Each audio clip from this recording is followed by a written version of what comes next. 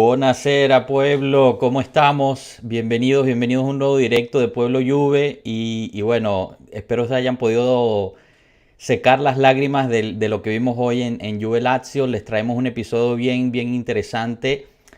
Les tenemos que dar una premisa. Es un episodio que va a ser más en inglés que en español, así que téngannos paciencia. Es un episodio especial porque venimos con el club oficial de la Juventus de Los Ángeles. Cominchamos.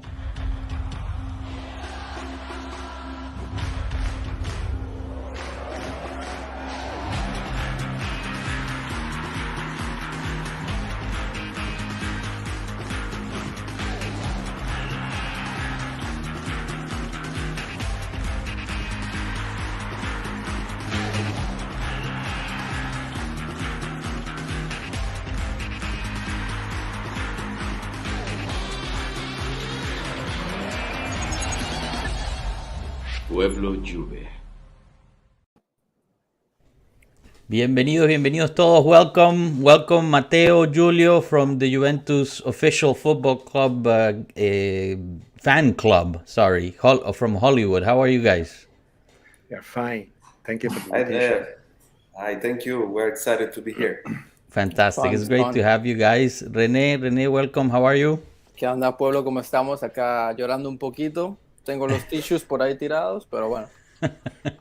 Another day, another tear. Another day, another tear as a Juventus fan. So obviously today we'll be speaking about the game that we saw today. Not so much because of the soccer that we saw, even though it was incredible to see in the social media, people really upset about the tie. And I don't know how you guys feel about that. We can talk about that as well. But I feel the focus for today's game was completely different, right? It was not about the result. It was not about everything has already ended. The season for Juventus ended. On Wednesday when we didn't win the Coppa Italia. Today was about Chiellini. Today was about Dybala. And in some respects, there's a whole list of players that are not set to return next year, but didn't get any sort of praise at all. I felt a little bad for them. But anyway, maybe you guys can tell me. We can start by saying how you felt. Did you watch the game? Did you not watch the game? What were your feelings before the game, during and after? Because personally, and maybe I'll start with this, I definitely had a change of feelings throughout, right? And what I mean by that is, growing up, Chiellini was a very big idol for me. I played defense, so he was a strong defender, etc. And so my focus was definitely about Chiellini's going away. Dybala, as many of the people that follow this there you go, Julio. As many of the people that follow this channel know that I've been very critical of Dybala because I feel he's partly responsible for the situation. Very critical, yeah. Because I think he's partly responsible for the situation that he put himself in. I'm not saying he's fully responsible, but I'm saying he's partly responsible. But at the end, seeing him cry like that broke my heart because, there was never a question that he didn't love Juventus. But if he would have just made better decisions, if he would have represented himself with more professional people, maybe taken care of himself better, I think we would be talking about another very beautiful story like we had with other icons of the game in our jersey. So I don't know how you guys feel about that. Apparently Matteo is more in my camp, so maybe you guys can share with us how you feel about the whole You already thing. said everything I would love to say, but today is definitely the end of the year, and is the last player from the 2000 years basically retiring. Even we know there is strong rumors about him joining LFC. Actually, indirectly, Capello today in the after game with Sky Sport actually said that he is going on the opposite part of the world. So Yeah. We already know that Chiellini is you start thinking about what's going to be the next move. You know that you But already Matteo, we all know that you and Giulio are the people that convinced him to go to LAFC, right? I mean, let's not be. I'm more like a Galaxy fan, but I'm kind of in the middle. I'm more like a Los Angeles fan. I'm not really, honestly, but.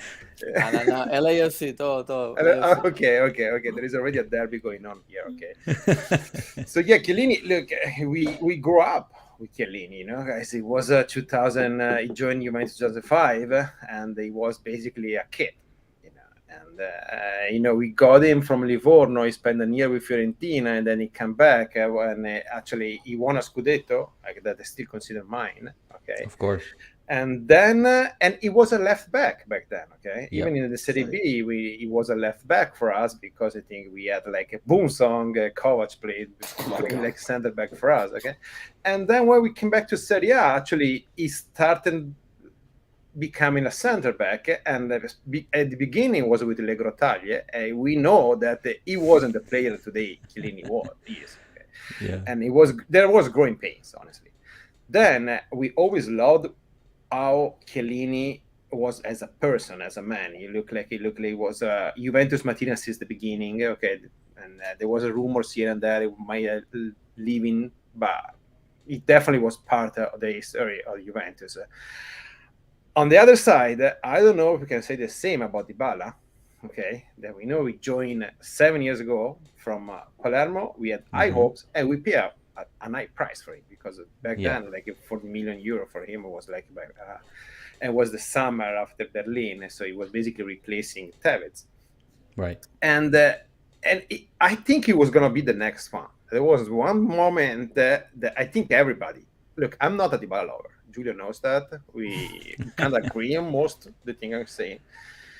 We think we're going to be, and then I have no idea what happened to that player. And still, and then I let Giulio talk, I still blame him because I think he should have left like 2 years ago. Okay, when basically Juventus sold him to Manchester United. And that would have been better for him. Okay, Lukaku. Better for Juventus. Lukaku deal. And basically, Inter would have not started what their domination in Serie A right now, because if we're going to have Lukaku and Ronaldo, because in the 3 years we have Ronaldo with us, we never had a striker to alongside him. That's a great point, Matteo. And Dybala, he already lost some of the, I would like to say, the confidence in the front office, and I honestly don't know what happened. I think it was more his personality wasn't strong enough. It was like it was putting around him people that were not professional, and I don't think he was having like a professional life outside of the pitch. But that's my opinion, of course. And as a player, you cannot. He's definitely one of the most talented players in the last 10 years. Okay, but if you're Messi, you have an issue. With Ronaldo, you have an issue. And basically, you need a team around you to perform at the level that you expect. You need to deliver that sometime. And then it's like 2 years enough. We are waiting for him. It looked like, I don't know. Yeah, no, I think those are all very good points, and we'll take some time to say hi to the people that are watching. And un saludo, Juan Diego. Mil gracias por estar aquí, grande. It's one of the family. Para recapitular lo que decía Mateo rapidito, básicamente habla de Chiellini y la gran historia, ¿no? Que en realidad empezó de lateral y de repente se convirtió en lo grande y lo grandioso que es él ahora, que obviamente es una historia de años y años. A diferencia de Dybala, o sea, de Chiellini de nada llegó a mucho, ¿no?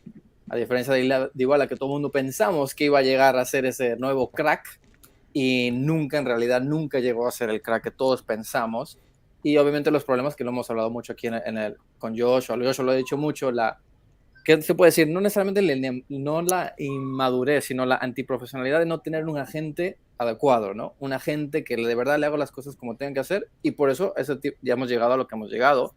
Obviamente no discute su talento, que es enorme, todo el mundo lo sabe, pero el otro lado que no. Nunca llegó a explotar, las lesiones y obviamente el problema con el gerente, ¿no? Giulio, I don't know about you. How you feel today? I mean, Chiellini, Dybala. I mean, how much did you cry, Giulio? How much did you cry? Did anybody actually cry? No. No. I cry only for on. one player. No, You don't have no. to and lie. I'll I tell cried you why. only for I'll one tell you why I player. didn't cry. I'll tell you why I didn't cry. I didn't cry because Chiellini ended like a beautiful story with us in a great way. You know, he chose the time, he chose the way.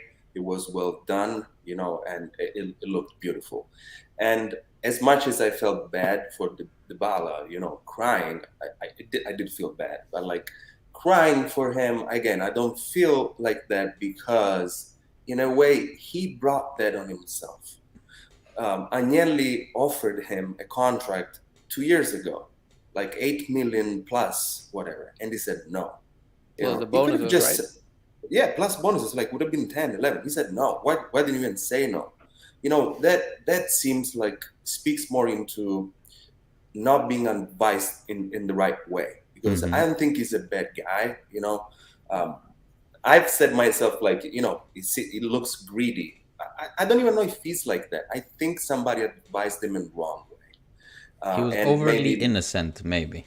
maybe, you know, and they made him believe that his talent would have been enough for this when it's not. And that's the difference between him and Chiellini.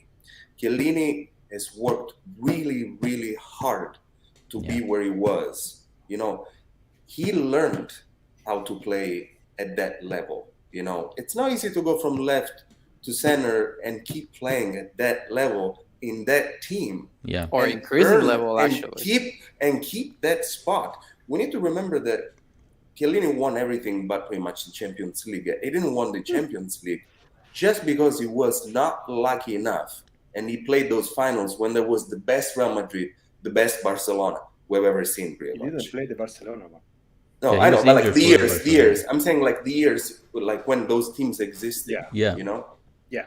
like You're right. it's just like pure unluck, because if I think about our midfield we've had, like now we're crying over the midfielders, but like Vidal, Marquisio, Pirlo, I mean that's a midfield like would now, if we had it now, we would win probably the Champions League hands down if we had it now. You know, so that's the difference between Pirlo and Chiellini and Dybala. Like Chiellini always worked hard, always like stayed at a certain level, always made the difference. Dybala is pure talent, but he didn't stay humble enough, and unfortunately never made the difference. Or when he made the difference, it wasn't something that he couldn't not be done by somebody else. And he also but Chiellini got hurt too. But he always came back and always was good and made the difference when he was playing, you know. That's, I think, the main difference. And that's why, like, I didn't cry. Like, he realized that this could have gone in a completely different way if he would have made different choices. And I think that's why, like, today was completely distraught by what was going on, you know. Yeah. No, I agree with that. I put it in one of our group chats. I think part of those tears, maybe 50%, whatever you want to call it, was the realization within himself that he had effed up, that he had let go of something that he really wanted because of being ill-advised or whatever it is.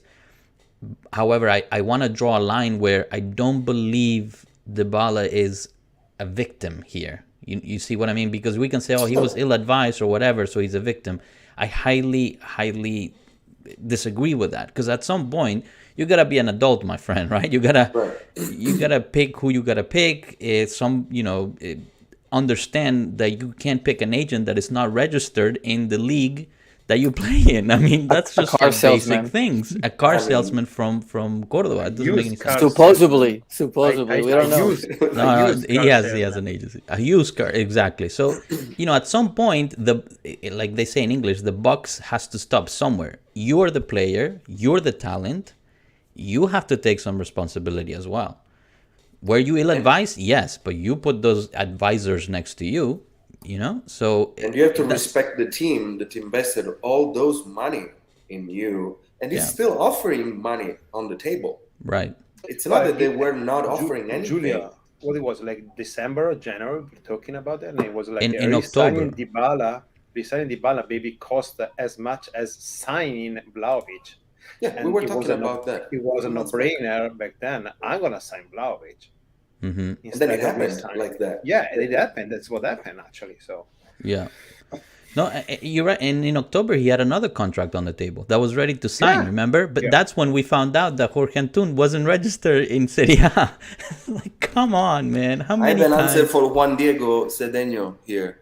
I wish to guess or know what Bonucci was telling Dybala at the end of the game in front of the yeah, curva. man. He told them, don't go to Milan. I've been there. They suck. That's a good one. Oh man, that's funny. Well, you need to know that Giulio has a really feeling for, well, especially one team of Milan. Okay, and so I know that he lived one of my dream actually, because if you guys don't know, Giulio was present at Stadio Olimpico in May 5th, 2002. Okay, I was there was at the stadium. in Rome. Lazio Inter. Wow. Wow. You see the goosebumps? Were you wearing a Juventus jersey? I was there. No, I wasn't. No, good. I wasn't, guys. In Italy, you can joke with this. Guys, thing. it's dangerous. Really, that is dangerous. No, I was my like in the it was, guys, a surreal atmosphere. I've never seen anything so ridiculous where the home team is rooting for the away team. I was ashamed So for sick. them. Yeah. You know, and then you see that happening, it was like another level of enjoyment, let's put it that way. There is a legend that Poboski actually played the game with the car ready to leave, already with all the baggage in the car. Basically, he played the game and then he left the town. There is the legend about that. I mean, I believe it. Oh my god, those are amazing stories. Well, I look, mean, I believe something like that when I was like in '95. I was in Parma for Parma Juve 1-3. Okay, so, and I was in Parma curva.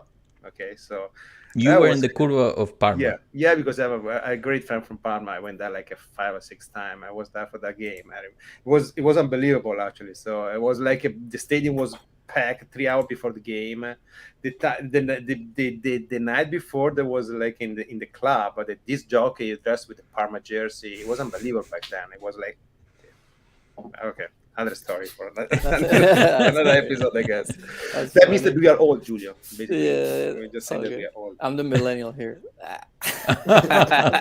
Not by much, not by Para much. mi gente de pueblo, básicamente tocamos el mismo tema, ¿no? Julio dice que a cierto punto es el pedo de Dybala, ¿no? Se sabe que se le ofrecieron varios contratos durante el transcurso de esta saga, de esta novela, y el tipo no tomó el contrato, o pedía más dinero, o nos enteramos que el famoso vendedor de carros no tenía la licencia para firmar nadie en Italia. Entonces a cierto punto, o sea, se entiende, se siente triste por las lágrimas, pero a la vez es como que es tu culpa, chamo, es hora de echarle para adelante, que es lo que ve la diferencia entre él y Giorgio, ¿no? Giorgio siempre estuvo ahí, se lastimaba así, pero regresaba, y es o sea, no se puede comparar, siento respeto, ¿no? I would like to ask you guys, so there's this thing about the Antun, no? The car salesman, but players have their moms be their agents all the time. So Yeah, where's Rabiot?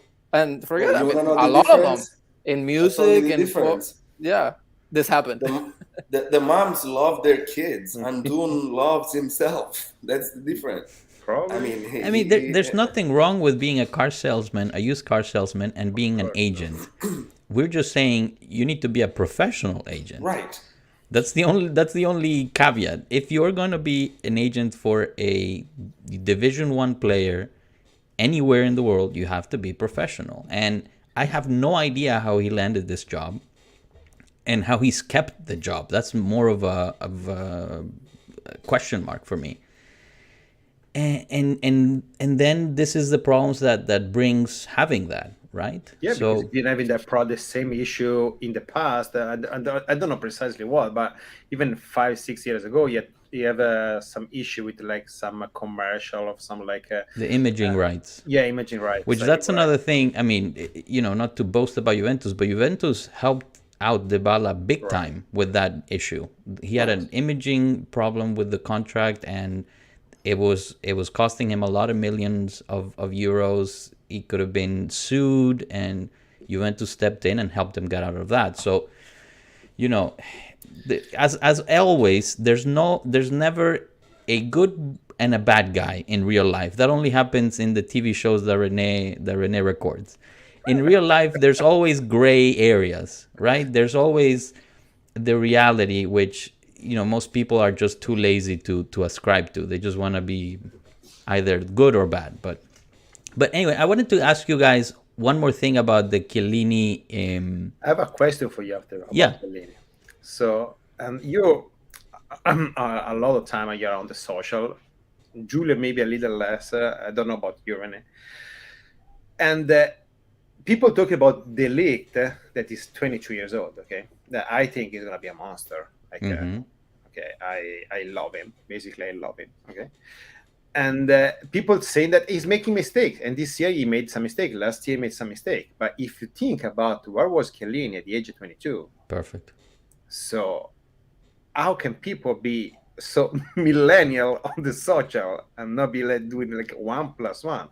Is a playing center back is not like a playing a striker. It's a different. Matteo, what can I say to you about this?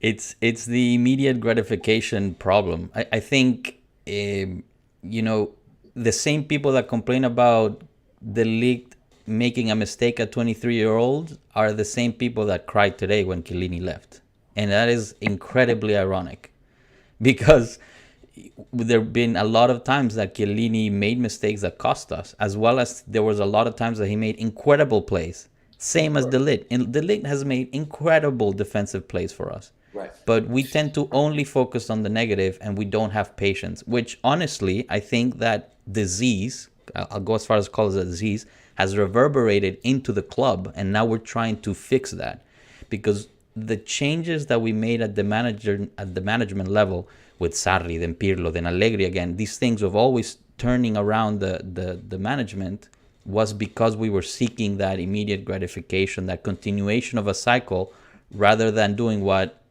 Umberto Agnelli, l'Avvocato, used to do of revitalizing the team to begin a new cycle rather than continue the old cycle. And I think that was part of the problem that we're paying now. That's what I think started why we didn't win anything this year. Can I add something to that? Yeah, Giulio, go ahead. One of answering to Matteo's question, it goes back to a simple fact. We've been spoiled, and we have a fan base that,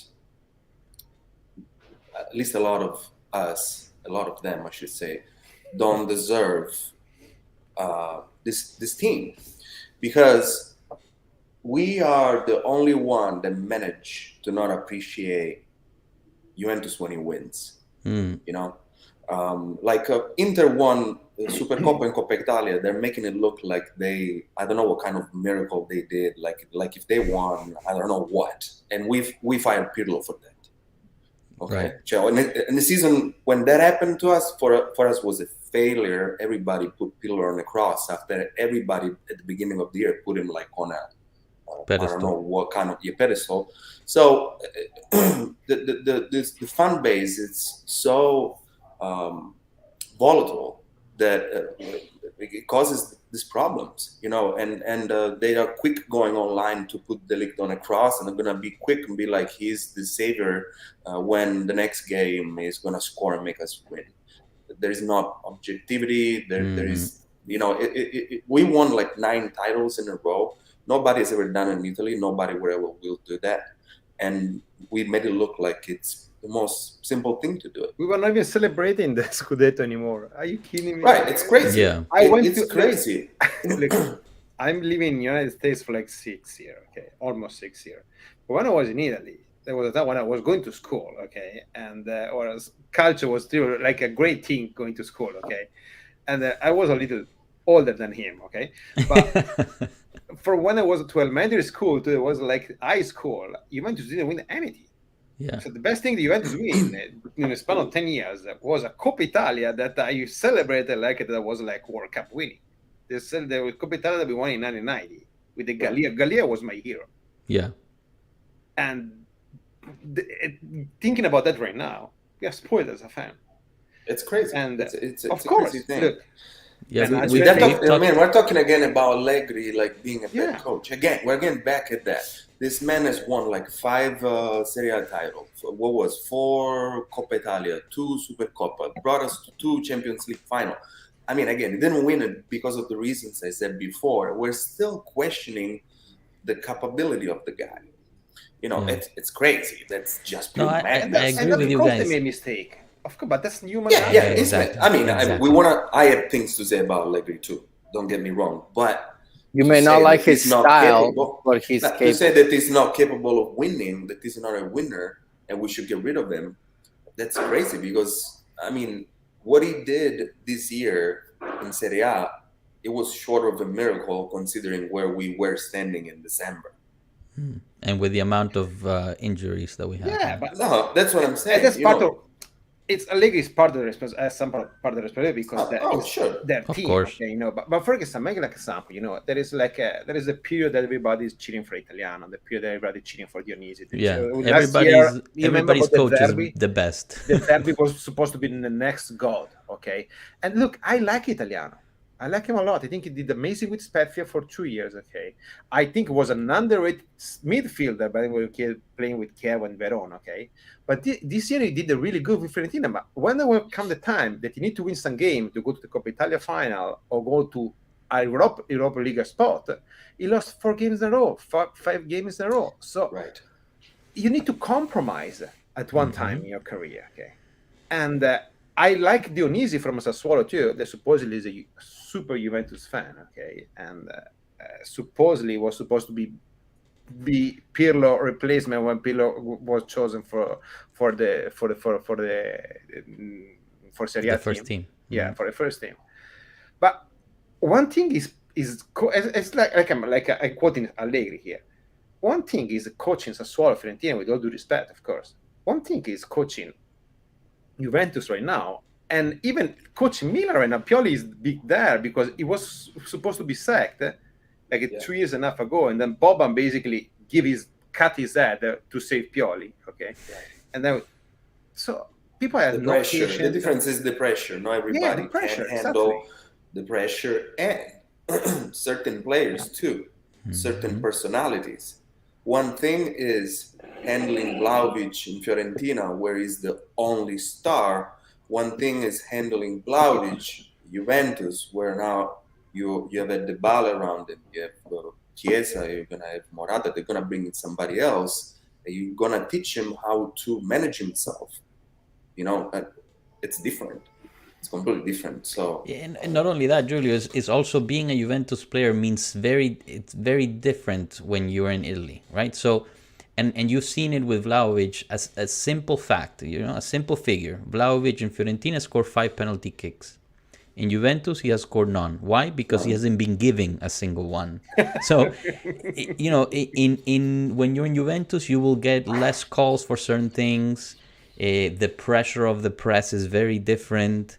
The pressure of the public is very different, external and internal. That I think that's one of the main detriments of Juventus as us as fans. We need to improve is we have to protect Juventus. We are a Juventus fans. We're not fans of Vlahovic. We're not fans of Allegri. We're not fans of Dybala. We're fans of Juventus. Juventus is a team we have to protect. So let's stop fighting amongst ourselves for things that don't matter because the rest of the world, the rest of Italy hates us already. So can we not hate ourselves to be right? That's the main thing. I know, I agree. But look, thank you, Anthony. Thank you very much. Thanks for being here. Hey, Tony.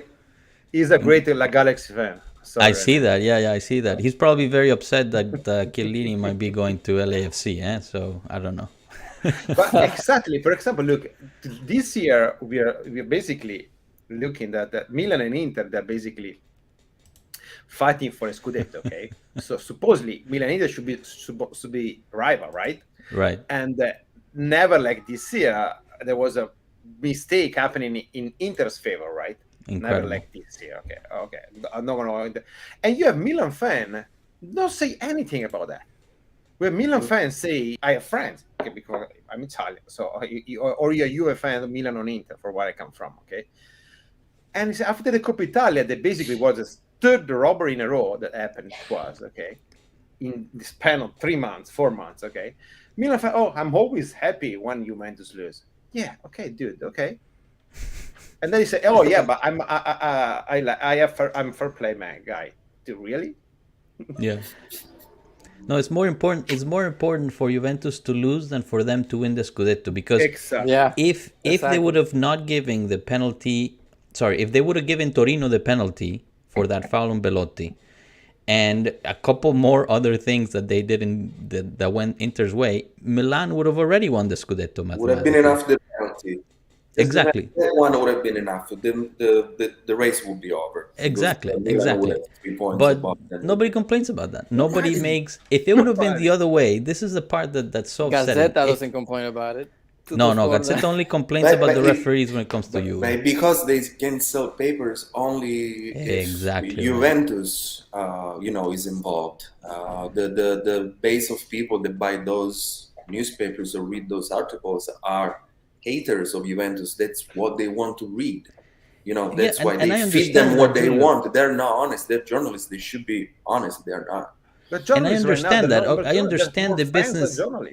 They're more fans than journalists. It's unbelievable. Exactly. No, but I understand. Okay, the business side. There's going to be more hate towards Juventus, so you want to publish that to sell papers. Fine. My problem is when that starts affecting the institutions within Calcio. So when one referee cannot referee Sassuolo Inter, and this is something Marco talks about all the time, because one time there was apparently another yellow card for Pjanic that should have been a red card, and then it would have been out, even though in that same game we didn't get two penalty kicks.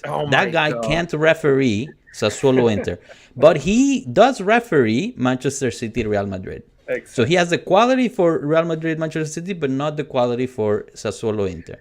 That's the game when me and Matteo met. Exactly. By the way. I have a side story for that, guys. If you want. Go ahead. Let's hear it.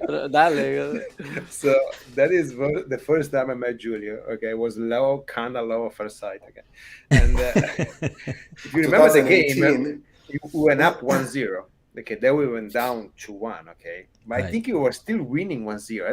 I'm not really sure. There was one time that Higuain took the goalie, and with the open goal, he shoot outside the goal. Okay. Yeah. And Giulio, since he's not really emotional during the game, he really doesn't move, he doesn't do anything, he doesn't really.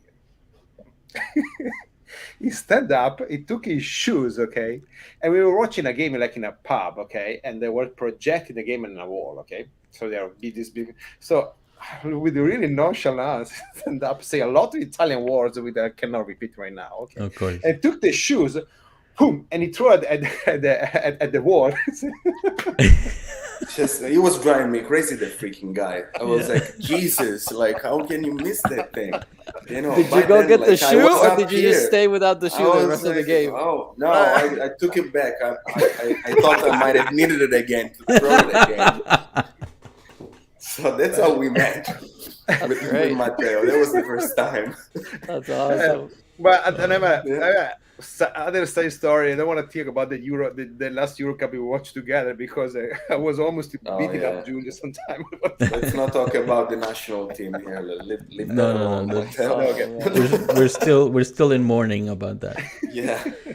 Maybe we can talk about, Chiellini retires effectively, or he'll continue playing in LAFC, but from Calcio he retires, right? And a lot of people are saying that his departure, La Nazionale, he retired from there as well. Mm-hmm. A lot of people are saying that his departure means the end of an era of defending style, the gritty, the hard, the Italian defending style. Let's say, right? Yeah, Thanks for clarifying. Yeah. The end of an era of the Italian defending style. Do you guys agree with that, or no? Is it just an exaggeration? How do you feel about that? Guys, the point is easy. We won the Euro because Chiellini was available to play the last two games, and Chiellini and Bonucci was playing out of their mind the last two games with Donnarumma. And Chiesa on top of that. That's the only reason we won the Euro Cup. Exactly. You're on fire with all these jerseys. That's fantastic. I have it all, guys. I have it all. I came prepared. The same fan that were cheering for Chiellini in the Euro Cup was the same fan that were whistling him 3 days ago at the Stadio Olimpico. Okay, but that's another story. I don't know, honestly. I keep hearing the good stories, but I never simply about Gatti. I was gonna go there because too. I have a friend that actually worked for already in Frosinone, where Gatti's playing. Just ask Saka. Sorry, I don't know, but there is a generation. I don't know, because who are behind that? Because we have Bastoni, but he's always playing in a three-line defense. Acerbi is definitely not. But he's kind of old too, Acerbi. Yeah, he's on his way out. Romagnoli is always injured. We don't I think it can be extended to a crisis of the Italian movement in general. I don't think it's just a defender kind of a thing. I don't think the FIGC in Italy has done a good job to cultivate young talents, and the Italian teams. Juventus is the only one that is the under 23 and that is growing talents pretty much, So there is this general sense that, and again, the last month speaks loudly about that Italy didn't make it to the World Cup for the second time in a row, first time in history that happened. Right. So if you look at it from that point of view, I would say that it would take some time before we see again players like that. Yes. It's the end of it? I don't think so. The Italian style of playing, is known all over the world. Italian coaches know it very well. They go back to it when they need it. Even all those young coaches like Dionisi, Italiano, right? When they get to a point where that they need people back there to do that kind of a job. So I don't think it's lost, but it's gonna take time to see players. Something I find interesting, and in a way to connect Juve and La Nazionale, from what I remember, because what I've seen, when Italy was at its best, half of the squad was from Juve, or more. When they won the World Cup, you start going through the names. Starting for the defense, Juve. It was like seven, 8 players. Milan. Yeah. It's crazy. But the other thing is this, and you're definitely right. If you think about 82, there is 6 Juventus players started at the final. In 2006, there is 10 Juventus players played the final against France, between Italy and France. The other two players, one is Ibrahimovic, the other one is Emerson. Okay. Right. And the other thing is, I think we are trying to copy the Guardiola tiki-taka style for 10 years, 15 years ago, when even Guardiola is not playing that kind of culture anymore, Right. Because Guardiola, and I'm not his biggest fan, okay, but Guardiola himself is evolving and he's changing his style of play, because the way he was playing Barcelona is not the way he's playing Bayern Munich, is not the way he's playing Manchester City, okay? And yes, he won with Barcelona, but dude, I could have been the coach with Barcelona. I think worst case scenario would have made it to the final.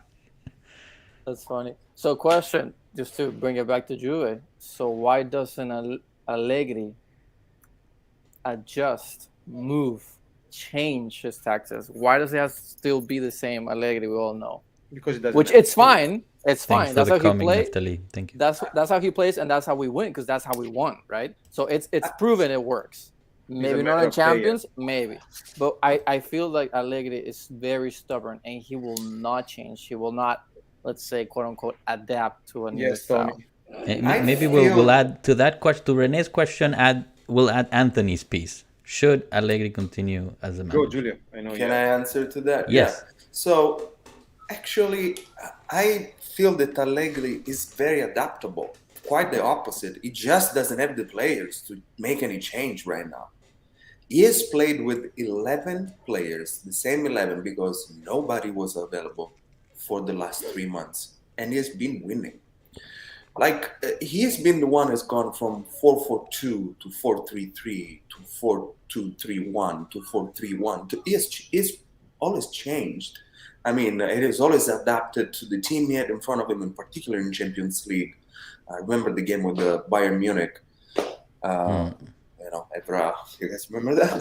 Yes. So I think it hesitated him actually to adjust if he has the players that are versatile, you know, to do that. If he doesn't, what can he do? You know, what can he do?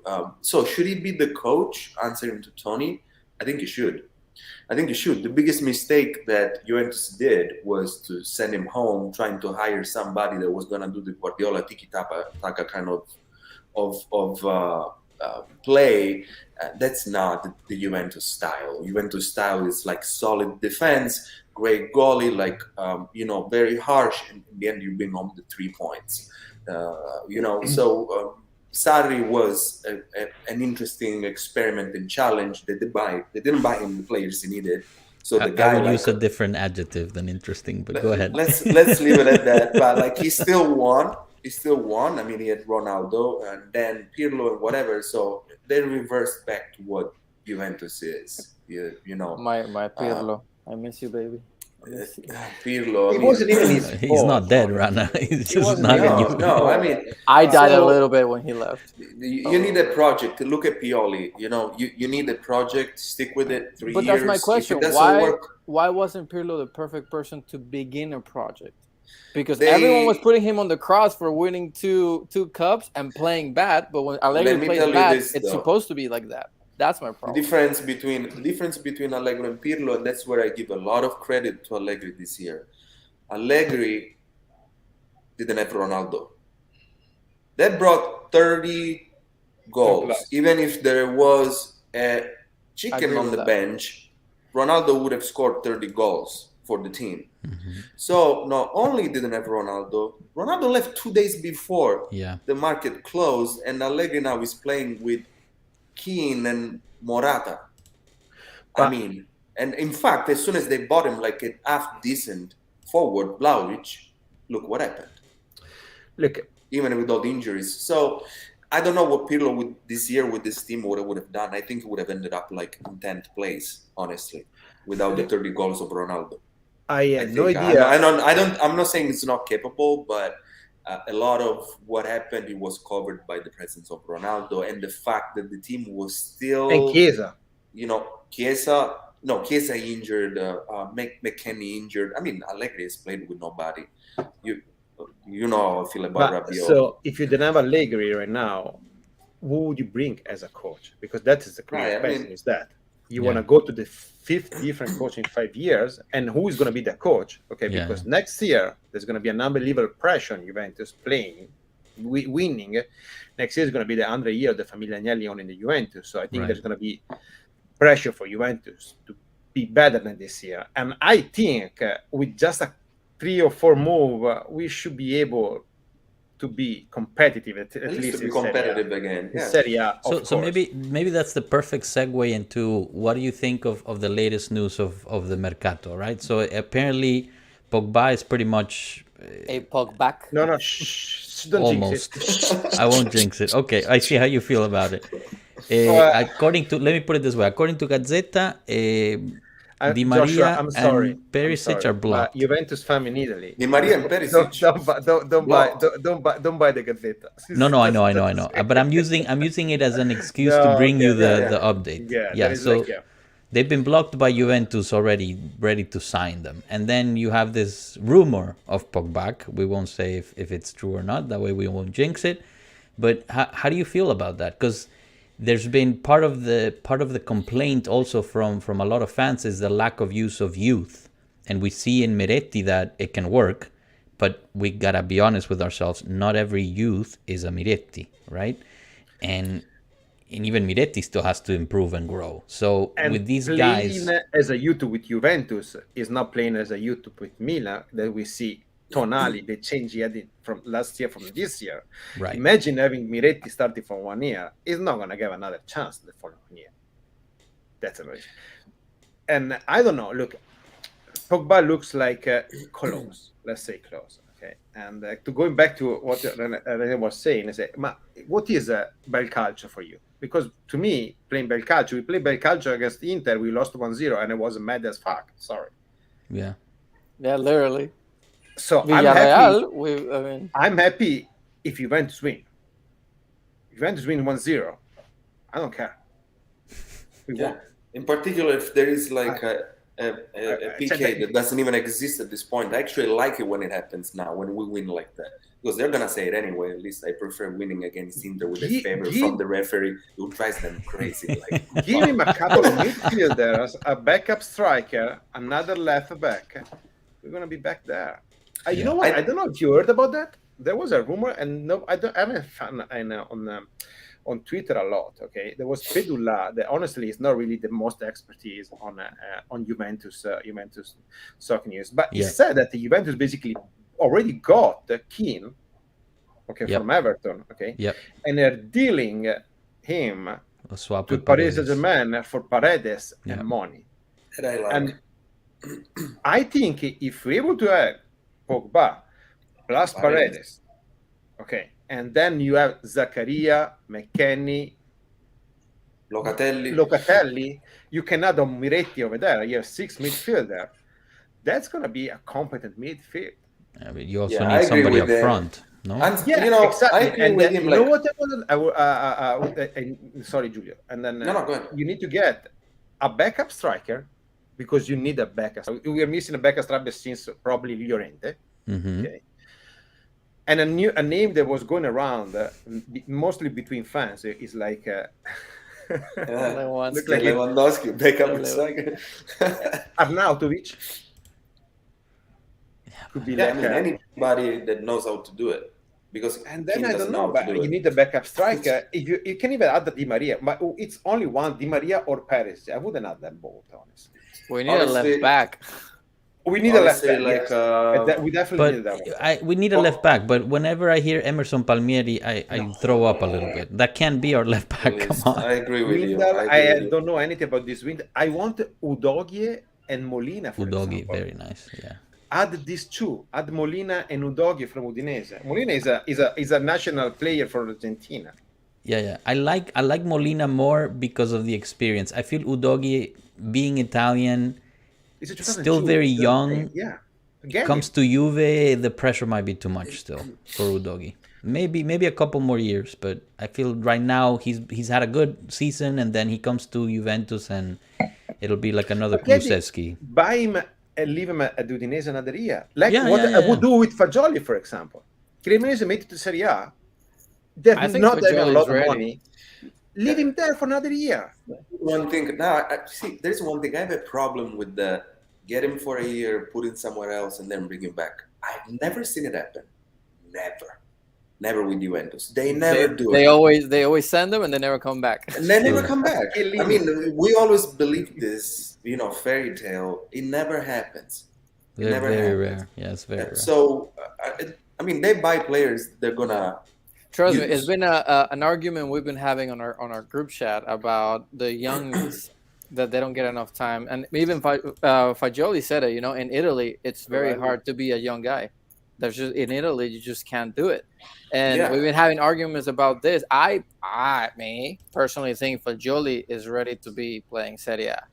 I don't think he's ready. He should be on the bench. He should be definitely on the bench. He doesn't. He doesn't need to be a starter, but he can. He should be on the bench, and they should start, using him in the right way, like they did with Bentancur. Bentancur was the only one that they brought in young, but they kept him on the main team. Mm-hmm. They didn't give him away. As soon as they go away, the value rises. They sell it. I was telling Matteo before that there was a talk about with Lotito give him 40 million plus Fagioli for Milinkovic-Savic, for example. I think that's a lot of money.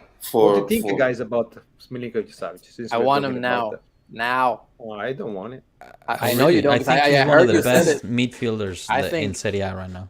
Milinkovic in the middle to replace a semi-Dybala role, semi-midfield role, I think it'll be perfect for someone that gives balls to Dusan. I think it would be great. Yeah, but Milankovic right there. Okay. Yeah, but at what price? You would pay 70 million for him? But that's the problem. That's too much. Because Fagioli plus 40 million is around 55. Right, but at the same time, we're also talking. We need a left back. we need a forward, we need another midfield. Where's all that money coming from at the same time? I agree. But would you pay that price for Milinkovic-Savic? I think if we're going to spend a lot of money on someone, if it's one player, I think Milinkovic will be a good one. So you prefer Milinkovic-Savic over Pogba? 100%. 100%. The issue I have... Pogba, I'm scared he's going to come and he's going to play 7 games and go straight to the sauna in J Medical. That's what I'm scared. Let me say that. There's definitely a concern. But if there wasn't that concern that Pogba wasn't available to you, right? That's the issue. And the issue I have with Milinkovic-Savic, and Lotito's asking over 60 million. Let's say 60 million. Lotito's always going to be Lotito, no? But he's young, though, Matteo. One thing about him is very young. He's only 24, I think. Yeah, playing in Lazio, okay. And his salary is very playing in Lazio, and look, playing good, even great. Maybe, yes, you can be like a difference maker in Serie A, okay? International hasn't done anything, even with Europa League with Lazio. The last World Cup, it was there with Serbia. It was a disappointment. And it's good when the game is going at this pace. When the game goes at a faster pace, it disappears. That's where Allegri is good. I was just going to say that, but with Allegri, I think it'll be easier for him because Allegri has a certain style of play where I think he will fit. I think, and he's young. We're always buying. I always joke around. You have to be 30. I always say you have to be 33 years old for Juve to sign you because that seems to be the number we always buy. It's always 30. It's always 33. Milinkovic, he's young and he's good and he's the role that we need. With his 27, I think he fits. I think he fits very well with Allegri's playing style. I think he would be a very good signing above Pogba. And I know that you like Pogba a lot, Matteo, but I actually did not like Pogba's last year at Juventus. I like the year before that. I think he was much better player. But the last year, something happened there. The ego got too big or whatever. He kept the ball too much, did too many dribbles. You're right. You're definitely right. And then with the injury problem, I don't know what Pogba will get. Does he love Juventus? I have no question about that. I think he's a definite fan, but we need results now, right? So I don't know. But Pogba with the only one leg available is still better than all the midfield in our roster right now. I agree. I'll tell you one thing 100%. though. Only one, either Milinkovic or Pogba is not enough. I agree. Whoever they get, they need to buy another one, if not 2. If they buy Milinkovic-Savic, they need probably 2 more. With Pogba, they might get away with 1. Yeah. Midfielders, guys, we're like lost. I know. I don't see the numbers. Like I don't see where we're getting. We don't see any. We don't have any. I mean, we have like a midfielders level that should be playing at Fiorentina. That's the level of we have. Like Artur should go. Artur is leaving. Yeah, but the issue with that, you were talking about people buying people. They really. Difficult thing for Cherubini is letting people away because Rabiot, we don't me and Giulio like Rabiot so and so.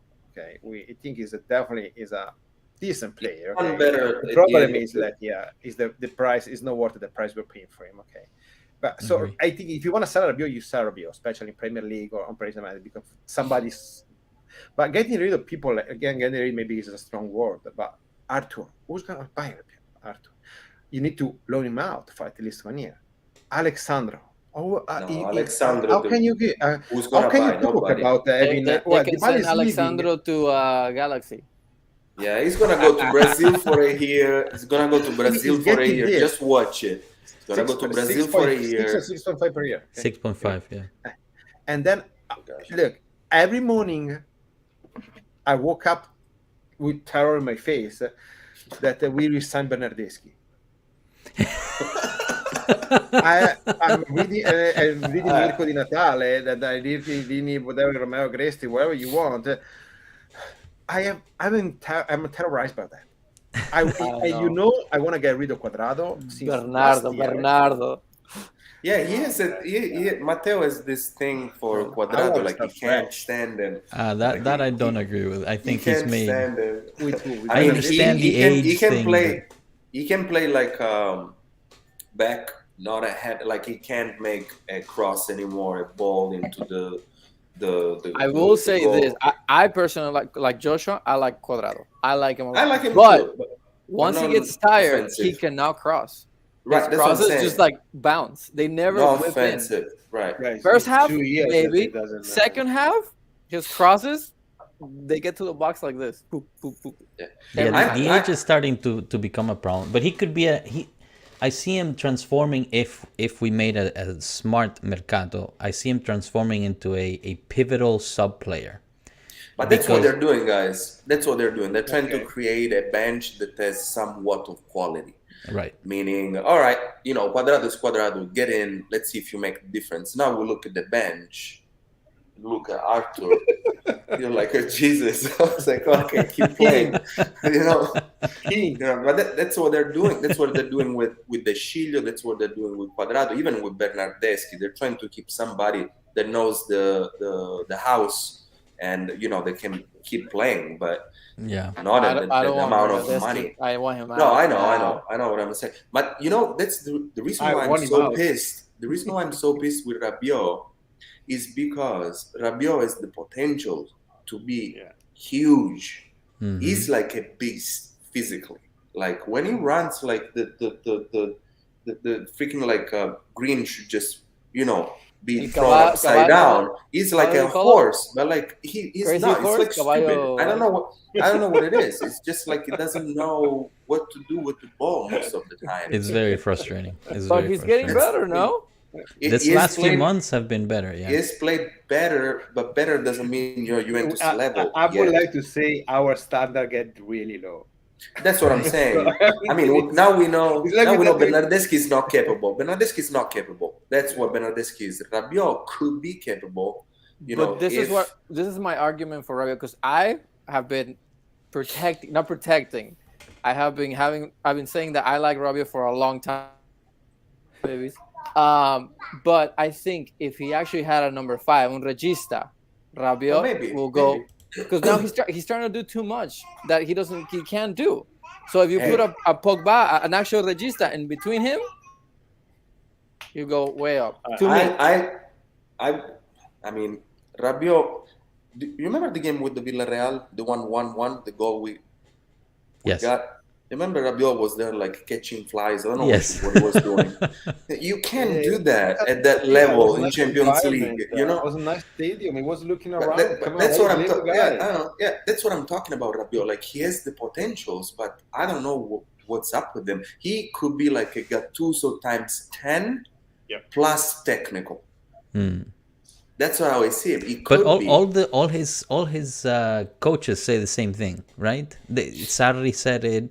Pirlo said it, Allegri said it. They all say that he has this amazing potential, but for some reason, whether it's mentally, whether it's the mom, whatever it is, it doesn't ever explode, and that is very frustrating, especially for somebody that you're paying 7.5 million euros a year, right? So that's the thing. Like if he was getting paid 4, would you? I don't think. If he was getting paid 4 and would like to renew for 3.5, maybe. No. I mean, I don't know. It's a lot of money. If he's worth it for real, 40 million, somebody wants to buy him for 40 in Premier League. At that point, like for 40, yeah, for 40, you say. 35. I think in a day off, I'm gonna bring him. No, I think that's what its value now that he's playing a little better. No, all I've heard is 20, Julio. All I've heard is 20. I would get already for 10. Really? Sorry, but we have Ramsey coming back. Oh my God. No, but Ramsey they'll rescind the contract. That's to me that's over. He comes back, they rescind the contract. He's gonna play he's playing the Europa League final. Europa League final. He's playing. He's playing in the bench. He's playing. He might be coming back with the European trophy. He might be the only Juventus player with a trophy. That's so funny. Guys, I wanted to take some time also to ask you about the official club, the Juventus official fan club of Hollywood. How did it get started? Tell us a little bit about the organization. What's coming up? Everything. Any news? Yeah, of course. So a few months back, with Matteo, we decided to start this official fan club because we realized we had the same kind of stupid passion almost for Juventus. Disease. You can call it disease. It's a disease, right? So we wanted to channel it in a better way, and as expats, the both of us, we wanted to have it at disposal of people, that needed a community. So use the love and passion for Juventus also, to create a group of people that like to do things together. We literally just started a couple of months ago. So it was like almost the end of the season. So there was no time, also with the calendar, different time to do much. But for the next season, we're planning a lot of stuff. Besides the regular activities as coming together to watch games, and since the greater Los Angeles area is a difficult area to manage, because with people all over, some in LA, some in Orange County, some in Long Beach, Pasadena. So we will try to move around a little bit and find places that will work for everybody. But besides those things with Juventus, we're gonna try to organize extracurricular activities, the soccer, golf, or I don't know, even things with families and beach kids. parties, the beach, Fantacalcio. obviously, Fantacalcio. Obviously the dinner. Things just to get to know each other, get together, create a support system, and obviously root for Juventus, and let's see what happens. We're gonna start together every Champions League, and that's right too. We're gonna start signing up new people. We're gonna start signing up new members. I think as early as June. So maybe for the next season, hopefully earlier, something like that. So if you live in the greater LA area and you want to get in touch with you guys, what do they need to do? Your Twitter page, what is it? We have Instagram, Juventus Official Hollywood. We have Twitter, we have Facebook. Email us, info@jfochollywood.com. They can find us online easily. That's great. And soon, I'm gonna break the news. And soon, Matteo, don't look at me like that. Wait. We're gonna have a website too. That's all, Matteo. You know that. Soon we're gonna have a little website. But so additional to obviously, like you were saying, the watch parties, get together at the beach. I know you guys mentioned we'll help you get discounts on tickets, on the Jew card, or what was it? Not at the ticket, but they come at a discount price. The ticket members. The ticket of the members are cheaper than regular prices. Probably €2 or €3 discount, €5 discount. Yes, you're right about that. Yeah, but if for the club, basically you're gonna get a ticket. I'm not gonna say 100% sure, but 99.9% sure, of course. Yeah, because there's concierge service for ticketing when you go in Turin to watch the games. You submit a request, they say they're coming from the opposite part of the world, so we're not like living in Rome or Milan that they're gonna request 100 tickets per game. So that's gonna be almost like an gonna be sure that you're gonna get a ticket. You're gonna some discount at the US store. You're gonna get some discount. We're gonna actually try to gain some perks for the members. Maybe Giulio can tell us something more about that. Yeah, we have discount. We're in touch with a couple of local businesses. We can't share much about it yet, but hopefully it's gonna be a couple of restaurants, wine cellars. So there's gonna be probably the possibility of buying wines, really good wines at a discount price. So we're trying to create our own perks that go beyond what Juventus offers to the members. That's great. It makes a little more sense for people also that are local. Then we're in contact with all the JFC for all the non-America, so Empire State, Toronto, Vancouver. So we're trying to create something as an entity, as a North America. That is a work in progress actually, and we'll see what's gonna happen. Okay, so we're excited we're waiting for the information for the new season. So we're excited to see what's gonna happen. Hopefully. That's great. It's exciting because we had that's awesome. We have a really good friends from JFC of Colombia which is Yeah. my understanding the greatest or the biggest. No, Raji, the biggest. It was it's one of the biggest in Latin America, but it was the first Latin American 10 years, right? official. Yeah, 10 They years. just celebrated the 10 years. years. Yeah, Mhm. I saw it online. Yeah. We I love was them. talking with the president at JFC Toronto that was in Turin today.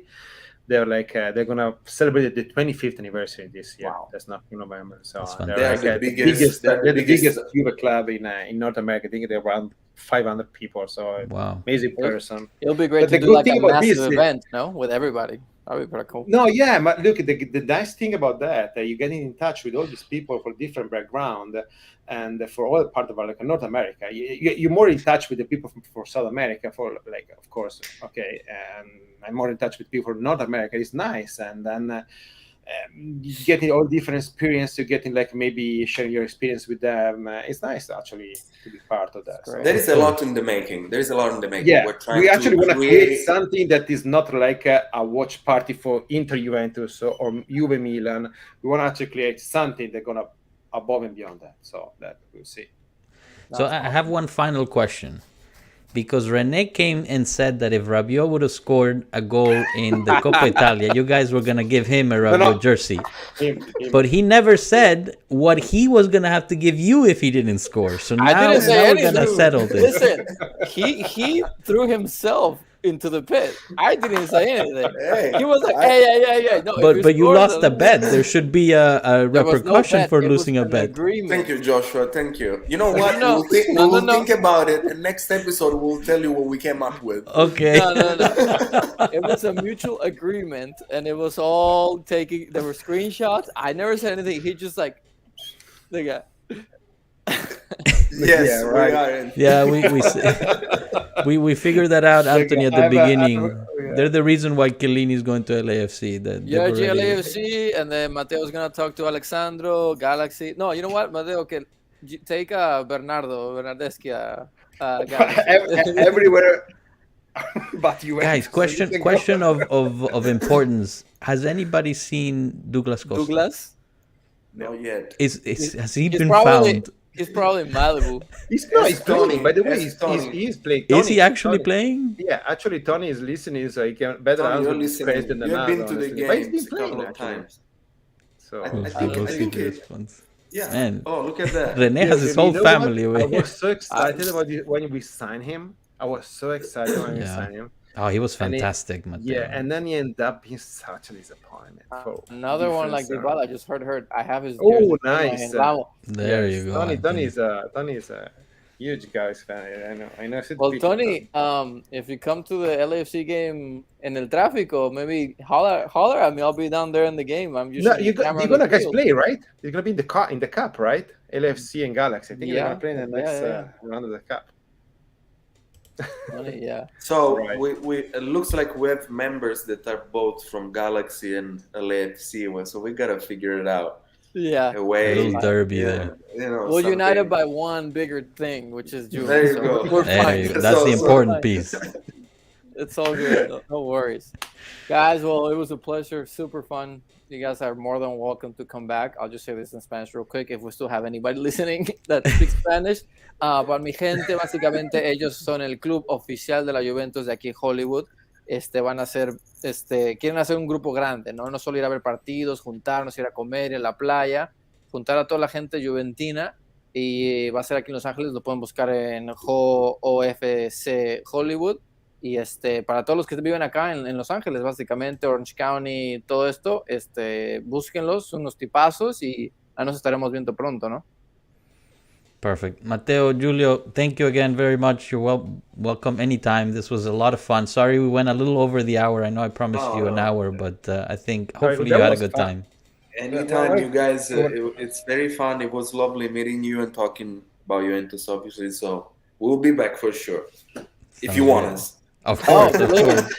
Today, it was very Yeah. intimate, but usually, Yeah. I mean, like our group, we have a guy in Miami, we have a guy in Torino, Marco, we have a guy in my brother who lives in Mexico, we have Tato All right. in Miami, we have a bunch of us.